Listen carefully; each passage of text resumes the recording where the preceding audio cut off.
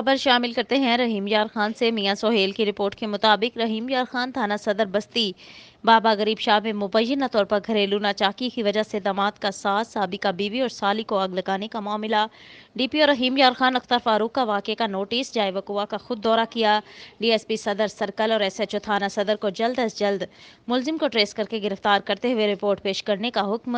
واقعے کی اطلاع ملتے ہی ڈی ایس پی صدر اور ایس ایچ او تھانہ صدر رحیم یار خان موقع پر پہنچ کر زخمیوں کو اسپتال منتقل کرتے ہوئے ملزم کی گرفتاری کے لیے چھاپہ مار کارروائیاں جاری رکھے ہوئے ہیں۔